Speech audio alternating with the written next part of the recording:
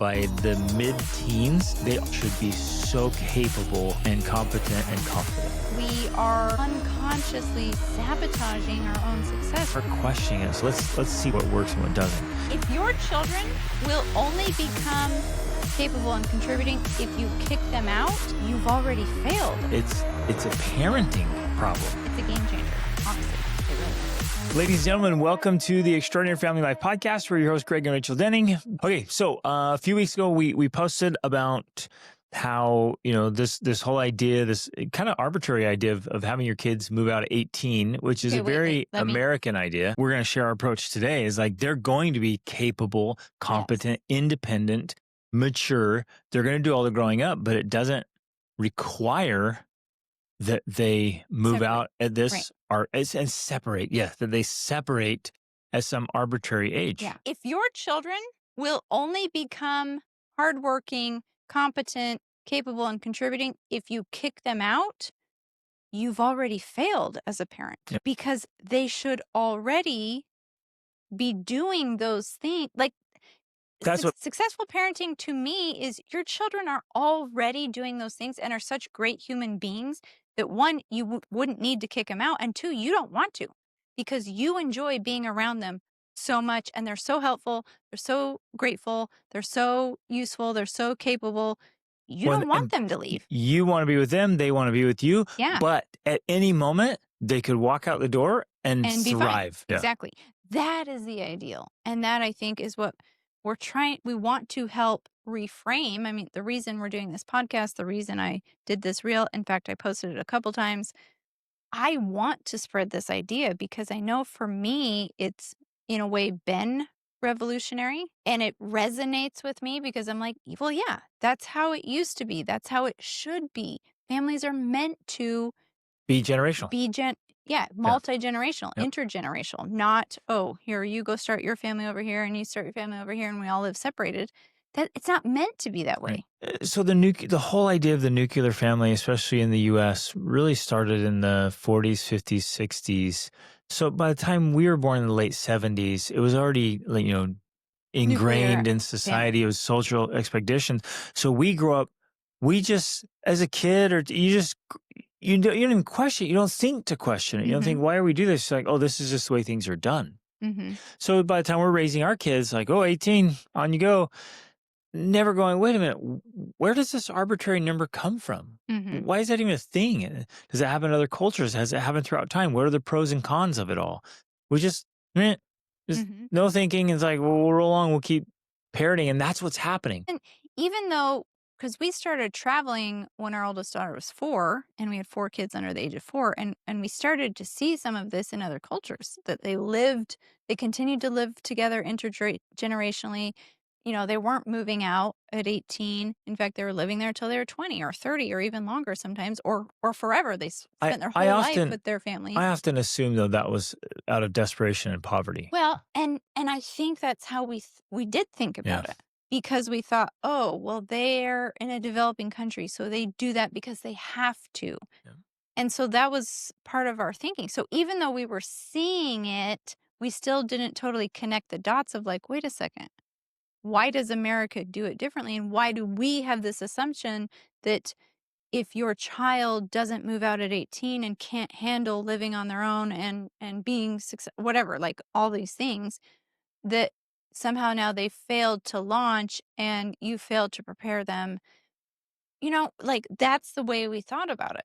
And so now we're saying, well, wait a second. No, that's a faulty idea. That's the idea that's wrong, because even simple things like the fact that the prefrontal cortex isn't fully developed until the age of 25. Like adulthood doesn't automatically begin at 18, and they shouldn't automatically now be ready to handle everything that life throws at them simply because they are 18. Right. And in fact, that we want to talk about in this episode is that they're going to be even more prepared if they have a longer amount of time at home with you to be a part of this critical young adult phase when you can help them and guide them as they make very important decisions, as they learn how to handle challenges at a new level, right? The adult skills challenges.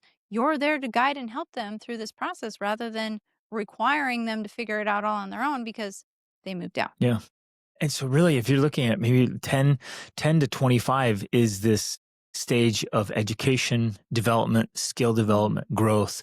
And if we see it as that, it's like, no, and it just intensifies. It keeps increasing in intensity. They hit 15 and they hit 18, they hit 20. It's like, it just keeps increasing where they are really, truly, deeply digging into a world-class education, like the books, the academics, just really deep, powerful education and skill Developing development. skills Yeah. for life and for career and Yeah. occupation. Yeah. Well, So, and if we are supporting that, so instead of saying 18, you're on your own, it's like, no, man, 16 to 25, I'm going to support them in like pursuing all these really good things, experiences, classes, courses, training, apprenticeship, like all of this stuff that's going to help them be extremely valuable in the marketplace and in society and in family. Yeah. Well, and this is kind of a little side note, but I found it very fascinating because I'm pursuing my bachelor's in psychology, and I was taking my psychology class. And I've heard of Erik Erikson, and I'm familiar with his stuff. But what was really interesting to me is because he's done all the stages of development, which for me, I was mostly familiar with the stages of childhood up to young adulthood. But then when I was reading through this, he also classifies the stages of adulthood as well. And he considers young adulthood to be up to the age of 40, which I thought was really interesting. Well, because he says around 40 is when you really start contributing. Yes. So in this process of life development and stages of life, it's after 40, you really start contributing, because before that, you're gaining education, experience, and exposure to have something to contribute. Yeah. Hey there, this is Greg Denning. We want to reach as many people as possible and help as many families as possible with these conversations. And we want to keep this podcast ad-free forever. You can help us do that by subscribing on Spotify or Apple Podcasts or wherever you listen, your favorite platform, and on YouTube. And leave a quick review and share your favorite episodes with friends and family. It makes a big difference. Thank you for being a part of this very important movement. Yes, exactly. So I thought that was really interesting, because imagine if we totally reframed things and we thought, oh, you're not a full contributing adult until 40. Like, how would that alter our relationships with our families? You know what I'm saying? Like, as mature adults in our 40s and 50s, we would still be fully engaged in the process of mentoring our children through their young adulthood, because we realize how crucial it is to setting them up to contributing in their later years. I mean, it could totally, like you just expand the vision of your role as a parent, where I feel nowadays so many parents feel like 18, I'm done. Right. And it's like they never think about parenting their child after the age of 18. Yeah. So you're done somehow. And that's part of the psyop, right? Because it's the nuclear family, it's dividing, it's separating. It's like, I can wash my hands now, I'm done. I did the bare minimum. My kids survived till 18. Now you're out. Now you figured out on your own. And then I can just do what I want. It's like, what a dumb idea. There's no generational family there. It's like, procreated, I fed them and cleaned up after them for 18 years, and then get out of my life. You're annoying me. This is messed up. So now, I know a lot of you listening and a lot of people commented like, no, that's a dumb idea. Moving out's the best thing ever. I moved out. I know people who moved out. That's so good, whatever. And America's the best way. I just want you to pause and realize that, hands down, the United States is one of the most ill, diseased, broken societies on the planet. But if we don't travel extensively and have experience outside of it and study history, you just think, oh, this is a human experience. The widespread mental illness is a human experience. No, it's not. It's a cultural, it's a societal experience. The mental illness, the emotional illness that's being experienced right now in the US is not widespread. It's not worldwide. We get so blinded by the idea we grow up in that you just go look for confirmation bias. You're looking everywhere. You just like start questioning it, start saying, well, wait a minute, let's see what's actually there, what works and what doesn't. Now, obviously, this isn't fail proof. It isn't for every family. if parents are dysfunctional, like that's where I'm like, yeah, the kids should move out. Well, okay, so let's read a couple of these comments. Because one of them was like, I'm going to have to think about this because it wouldn't work for every child, ... gamers. I agree with you. This wouldn't work for a gaming child, but kind of So going wait, back to what I pause. told So they're earlier. looking at the strategy of like, let your kids stay longer and think that strategy won't work because I have a gamer, and we want to kind of challenge that by saying, if you have a gamer, in my mind, if I have a gamer, I've already failed at parenting. Yeah. So it's not the strategy that doesn't work. It's the fact that I raised a gamer. And you might say, well, no, it's not my fault. And I'm going to say, yeah, it is, because you're the parent. If you've allowed your child to become a gamer, then that is a failure in my mind. Now, we all fail at things. That's okay. It's not a problem. We just then have to resolve it somehow. Right, We have exactly. to fix it. It's more difficult when they're older, but it's possible. And yes, I would agree that if your child is already, say, 18, is in gaming, yep, I guess maybe they do need to go. So to reframe it, it's not that the strategy won't work because I have a gamer. It's like, well, your parenting strategy is not working, and that's why this won't work either. That's why you have gaming. Yeah, and that's one thing I wanted to make is that in all these comments that came in, many of them were just revealing. They were self-revelatory. Yeah. So the parents like, my kids can't stay because they're just lazy and they don't do anything. They don't help out. They don't contribute. They just want to sleep all day. So there's no way I'm doing that. What a dumb idea. And he's like, no, it's not the idea. It's your parenting strategies, your lack of parenting skills that have led to kids who don't contribute, who aren't respectful, who are sleeping in, who are taking advantage of you, who aren't helping out. It's a parenting problem, not an idea or philosophical problem. And again, this is not meant to attack parents or make them feel bad or guilty, because the analogy we love to use is that if we told you you suck at tennis, that's not because we think you're a bad person. It just means you don't have good tennis skills. And parenting, just like tennis, is a skill that you learn. And so if you don't have good parenting skills because you've never taken parenting lessons, shocking, they don't exist, that doesn't mean you're a bad person. It doesn't mean there's something wrong with you. Right. You just haven't taken the lessons and you haven't practiced so that you have the parenting skills, just like as if you don't have tennis skills because you didn't take tennis lessons and didn't practice. Same thing. So important. So it's just bringing up a point. Oh, you obviously lack parenting skills because you haven't learned them or practiced them. That's all we're saying. Right. And one of those that comes up all the time that I hear so frequently, and I've been hearing this for decades, is these parents are like, oh, I can't wait till my kid turns 18 to get out of this house. And their relationship with him was so bad, so dysfunctional. The way, the behavior, the dynamics, and the family culture was so bad. Those parents would have joyfully kicked their kids out at 14, 15, 16, 17, but it's illegal. Mm-hmm. And so, that's another reason 18 is because that's when it's legal. There, for whatever reason, certain countries have said, okay, 18 is the legal age of an adult.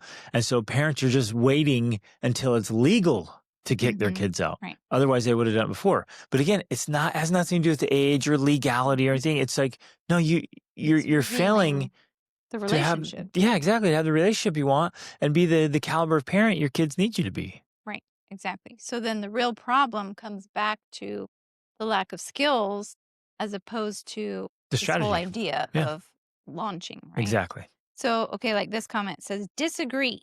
It's called failure to launch and enabling your kid to live off the parents and to not make their mark in the world.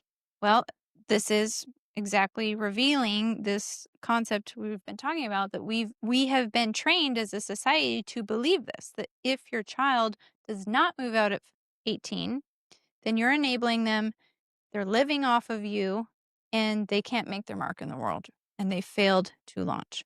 And we're saying, we used to believe that in many ways. And now we're saying that is wrong. And we still do. And still, we have multiple podcast episodes. We talk about failure to launch all the time. But failure to launch has literally nothing to do with the age 18. Yes. It has to do with the cultivated and developed ability to be self-reliant and contribute. To be more mature, to be more independent. Right. And independence begins happening from the very Like at like adolescence. I well, mean, no, I'm talking about real independence starts it's happening the entire childhood. right. Like when they stop nursing and then when they stop, being held and then when they are walking and crawling, like all of that is a form Right. of developing independence. Right. So it's ongoing. And so the independence should be continuing even in, 18, 19, 20. That is, of course, the Right. goal. Exactly. We're not talking, again, about having baby children that never grow up.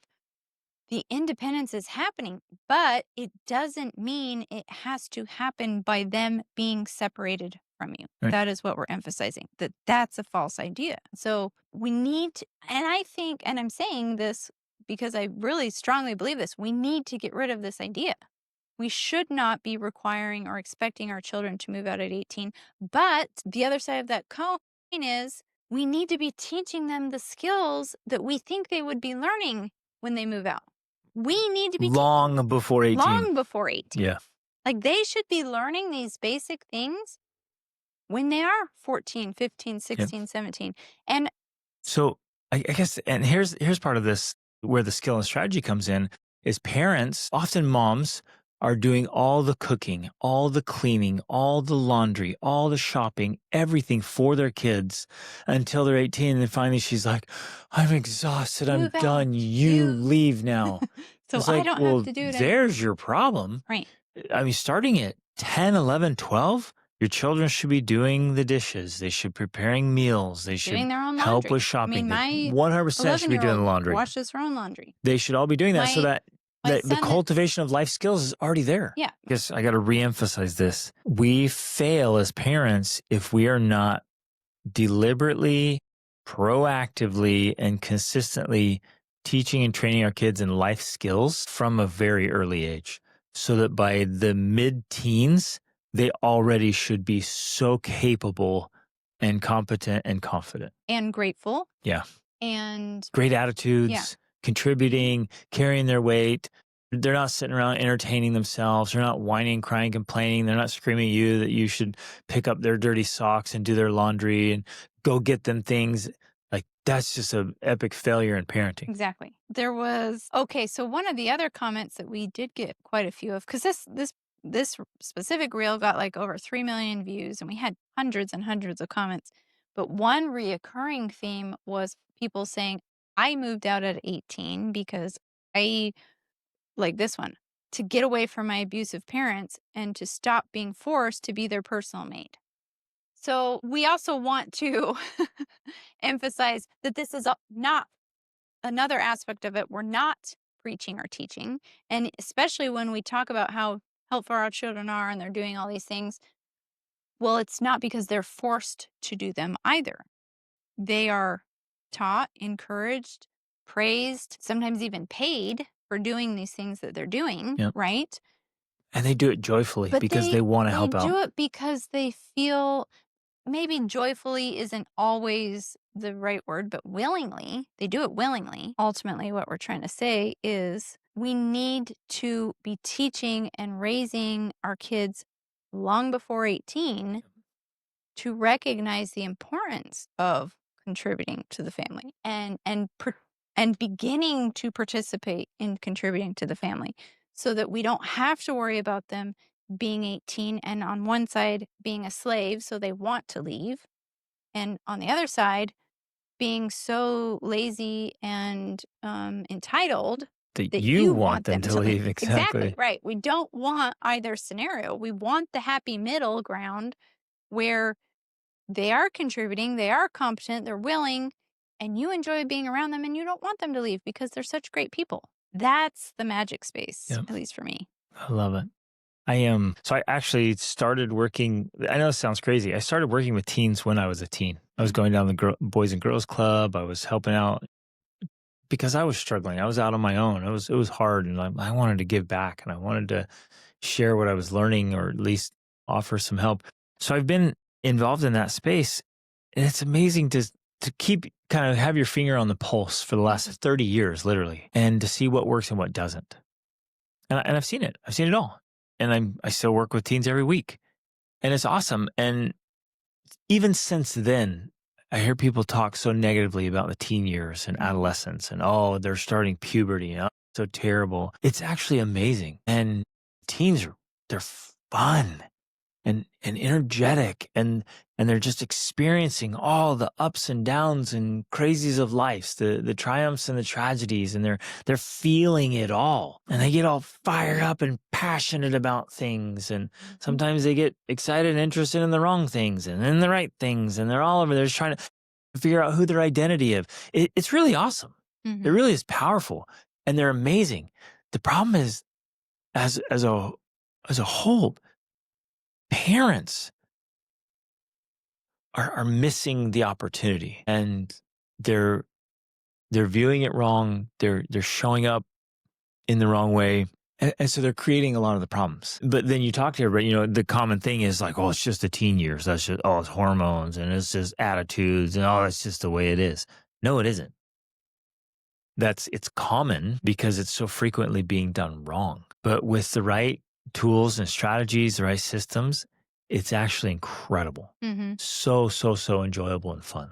And so we've in our family of 7 children, we've had 5 teens so far, and it's been amazing. It has been absolutely amazing. And working with teens has been amazing. So like it's all there. You just have to have the techniques and the proven practices and principles, which I'll throw this in there. Rachel and I created this phenomenal parenting program. We call it the Extraordinary Parent Mentoring Method. And it comes with coaching too. And we're just releasing now this new cohort for adolescents. So it's parents of adolescents. So the parents of adolescents, right? So it's just preparing for the people call the tween years. This is when you're starting puberty and adolescence and the teens. And it's all about like the way it turns out for the teen and for the entire family dynamic and culture and even legacy, I would say, is how we prepare for and how we handle those years. And those are brief years and they fly by. They're pretty intense and they go so fast, but it's worth every single effort. It is literally worth every single effort to prepare for and perform well during those years. Well, and then going back to the analogy I was using before, the parenting skills really are learnable. There's something you can gain just like you can gain tennis skills or piano skills or cooking skills that you can apply immediately. Absolutely. Like I love you're saying that. It's like today you're like, hey, do this. I can do that today and right. Do it today and do it every day. And like, oh, that just changed our dynamics. Exactly. Right. So it really doesn't, because so many people tell me these things of like, well, it's just so complicated and it's just so difficult. And yes, I realize that is true, but it also can be less complicated and it can be less difficult when you have the right skills. It's like cooking. And this is actually a really good analogy for me because years ago, you and I, we lived in the Dominican Republic back when our children were small, and we literally lived in this little house in a coconut grove. We had no internet. We had no connection to the outside world. We had no cookbooks. We had nothing. And no grocery stores. Yeah, no grocery stores. That to me is the time when I actually learned how to cook for real, because I learned the principles behind the ideas of cooking. But instead of simply just following a recipe. Now, the point I want to make with parenting, though, is that having both is the ideal. It's great to have a recipe. But when you also learn the principles behind what makes a recipe work, that's when you actually produce the magic. So we want to have both. We want to have parenting recipes, but we also want to have the parenting principles because that's the magic right there. And so I think ultimately, that's what we're teaching in the parenting course and in our coaching, which we meet every single week, every Wednesday. So this Wednesday, we're going to meet again live to discuss this and learn how to gain the parenting skills, because that really does make the difference. Yes. It's a game changer. Honestly, it really is. And the same is true with parenting.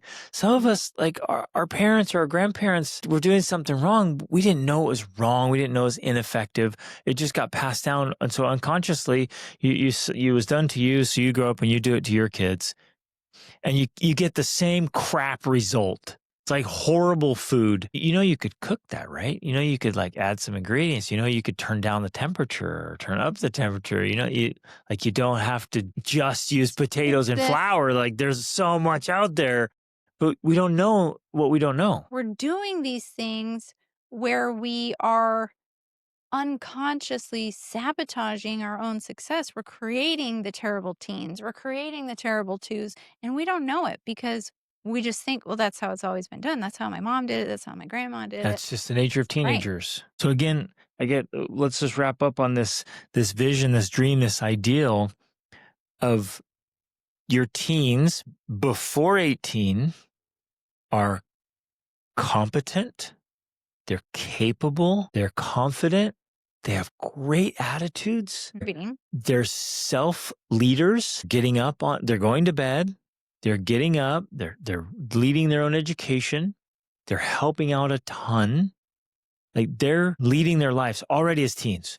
So if they needed to move out at 16 or 17 or 18, easy. They could do it and thrive. But they don't need to because they're going to keep working on their education and keep developing their skills so that they are ready for marriage or to start a business, be entrepreneurs, or to contribute in society. Serve a mission or to go to college or whatever it is they choose to pursue. Or join the family business, like all that stuff, because we're trying to create a phenomenal family legacy and generational wealth and generational education. We didn't touch on it enough, like the reasons why you don't want this to happen, meaning AKA they move out. Part of the reason, we touched on it a little bit, like part of the reason is you can continue mentoring them through these phases, and that's very useful.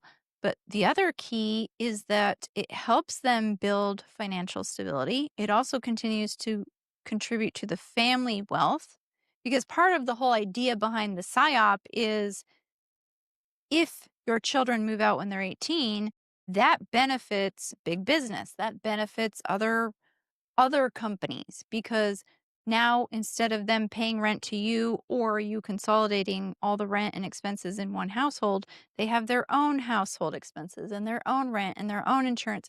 So other companies are getting more money, and rather than keeping it within the family, besides the fact that if you do really want to build generational wealth, and one of the comments I did receive, they were like, building the family legacy, haha, so funny. I'm like, no, you're missing it. Yeah. You do need to be building a family legacy. A great one. You do need to be one. building generational wealth. Your family, your children should now contribute to your real estate portfolio, right? Like they should be helping you. One idea I've they seen, become a part of it. Like, yeah.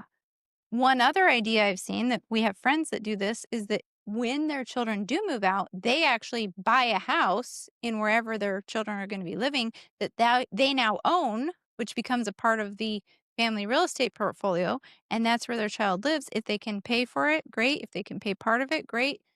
But ultimately, it's contributing to the family legacy and the family wealth, as opposed to they're just paying rent to some random person, right? That other guy knows. benefits, or the government benefits, whatever else. So exactly. It's totally reframing all of this of like, oh yeah, wait a second. How do we as a family keep more of our own money? So it goes to us instead of going to other places. In our case, with our business, it's beneficial. And anyone that owns a business, it's way more beneficial to pay your family members for work for you than it is to pay someone else or to just spend it somewhere else. Like that's a tax write-off.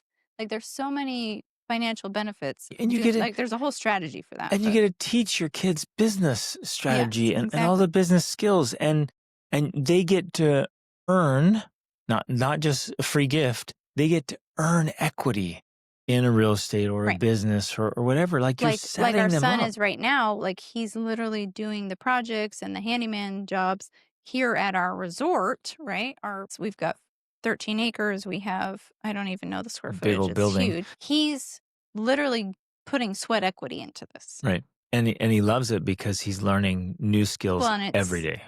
he's that kind of guy. He's a hands-on kind of guy. He Yeah. loves building, fixing, doing all that. So, Well, and our daughter's investing in it too. And it's, yeah. anyways, it's awesome. So is it for everybody? No. Is it for dysfunctional families? Nope. You know, if I were a young adult right now or a youth and I was in a family that was really, really unhealthy and I'd be like, I'm out. Mm-hmm. I'm out of And here. that's a good course. But if I'm a parent and like, oh, the kids aren't ready for this, I'm not going to look at the strategy and say that strategy doesn't work. I'm going to look at my parenting and say my parenting isn't producing the child who can fit like this to create this ideal. So I'm going to make adjustments in my parenting strategies. Yeah. And so we have a phenomenal relationship. So even if your kid decides, yeah, I do want to go out to college or in military or whatever your kid wants to pursue and do, great. The relationship should be absolutely phenomenal. And the pursuit of education should continue. I think we haven't even touched on this, but I'll finish with it. That's one thing that kills me is because these kids are moving out at 18 and they have to start working or doing all this other stuff, they're not getting a world-class education. And I know this is going to hit some people, even if they're going to college. People think, well, they're going to college, they're getting an education. No. In fact, Dr. Amen, who is a brain specialist, he talks about how horrible college is on a teenage brain, a young adult's brain, because one, they're not sleeping, they're staying up late, they're often drinking, they're partying, eating garbage. They're stressed out of their minds. He said college, he literally has said things like college should not be a thing that young adults do for that it's adolescent so brain development. for the brain. Yeah, exactly. So it's not working. It's not creating the end result we want. Whereas if we can support and encourage our children who are leading themselves and leading their lives, they're going to get better sleep. They're going to eat better. They're going to get better education. They're going to get better skill development. They're just going to be so much better off. And because we have a great relationship, all of us are so much better off. And we're happier. Yeah. We're happier when we're together. And this is a real thing. It's not some pie in the sky. We are literally so happy spending time with all of our children, but I would say especially our young adult children. Now, we do currently have 2 young adults who are out. Our oldest is married, so she's with her husband. And then we have a son who's serving a mission for our church. And we miss him. In a foreign country, speaking a different language. Yeah. So it's Spanish. Fantastic. And it's a great experience for both of them. And we're so happy for them. And they are thoroughly enjoying what they're doing. But we miss them. We miss them a lot. And we love spending time with our other 2 young adult children who are still at home. And we all just, it just makes us so happy. I don't know how to talk about how happy we are just being together. And I love, and I think part of the reason I love it so much is that because I moved out at 18, again, I was a rebellious child. My dad was controlling. And so we didn't have that. I never experienced this myself, but I love seeing my kids want to hang out with me every day. Like my son, who's 20, and my daughter too, but especially him, he's so intentional about okay, it's lunchtime, let's go have lunch together. He wants to make sure we're doing it together, right? And so we're doing our separate activities, but then he wants to coordinate, hey, let's eat lunch together. Let's have dinner together. He wants to have that together time. And then it's okay, it's the weekend. Let's do something together. They want to be with us and they want to spend time with us. And I just find that so heartwarming. Well, this is awesome. We love it too. And it's important to point out, our kids aren't needy and clingy. And we aren't those never let go of our kids and never let them go anywhere or do anything. Yeah. And these 2 are the same ones who went to Budapest by themselves, and they went to Oslo by themselves, and they flew to Serbia by themselves. They're traveling all over by themselves. Go out and go out and have hard experiences. Yeah. And we're just sucks, deal with it. And let them experience that. So, and there's no drama. We don't have the iconic, the typical family drama and the fighting and all the garbage. Not that we don't have disagreements or differing opinions, because we definitely do. We encourage that. Have strong opinions, but we work through it and we learn how to negotiate it and we learn how to laugh about it, and it doesn't become this huge, like there's no fighting. None. Yeah. That's awesome. So, get clear, ladies and gentlemen, get clear about your ideal. Like, spend some time really thinking about this. Like, what does it look like, your family legacy dream? And then once you are clear about what it is, now start figuring out how to build it, make it happen. And especially that means getting the knowledge and skills. Parenting skills. Exactly. The parenting skills to make it happen. So love you guys. Family's everything. The work we do with our families is the most important thing there is. And I mean that sincerely. It's the most important work, focus, where we put our energy, our effort. Career. Yeah. The mission is what it is. So lean into it, give it all your best stuff. Invest in yourself and your family to that end. Make the sacrifices so that that's at the top of the most important things you do. Love you guys. Reach upward.